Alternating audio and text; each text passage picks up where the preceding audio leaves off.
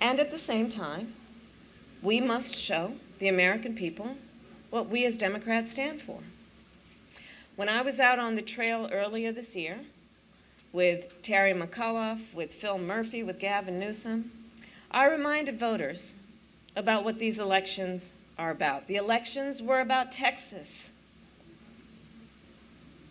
The elections were about Georgia.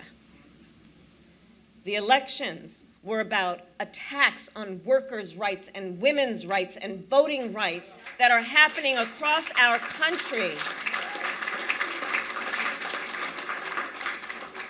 We must make it clear.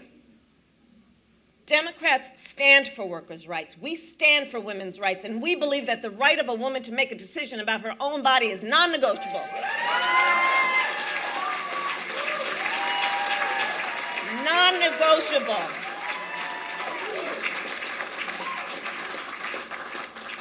Democrats stand for voting rights.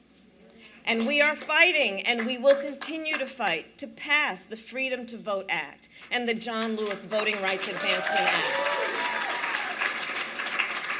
We stand for dreamers. We stand for farm workers. We stand for our LGBTQ plus brothers and sisters. We stand for people with disabilities. We stand for our children and the planet they will inherit.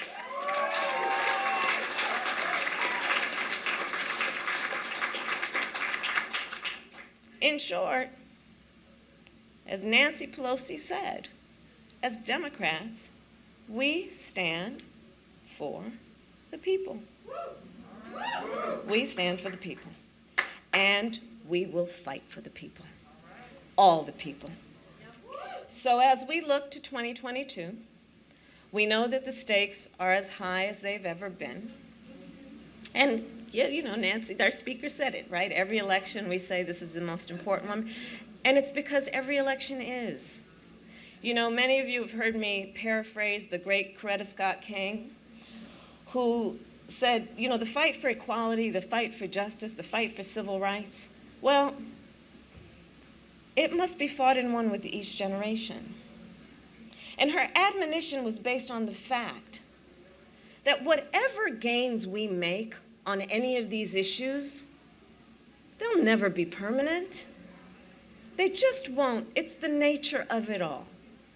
So knowing that is the nature of it, that we must be vigilant, that we can take nothing for granted, then let us, with each cycle of life and election, not tire, not be overwhelmed, but recommit ourselves to what we know we must do to uphold a democracy and uphold the rights of all people. So the mountain to climb, then, in 22, is as steep as it's ever been.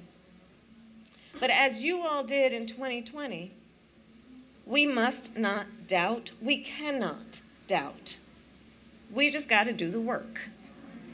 And that is why your support is so important. With your support, the DNC will be able to continue to build the infrastructure we need to protect our majorities. With your support, the DNC will be able to continue to think creatively and bring new supporters into our party. With your support, the DNC will also be able to expand our I Will Vote initiative and help ensure that voters everywhere, voters from every party, are able to cast their vote, because that's how we roll, and have it counted. So it's simple. Our democracy is stronger when everyone participates, and it's weaker when anyone is left out. And in conclusion, then, I will say again, thank you all for everything you have done and continue to do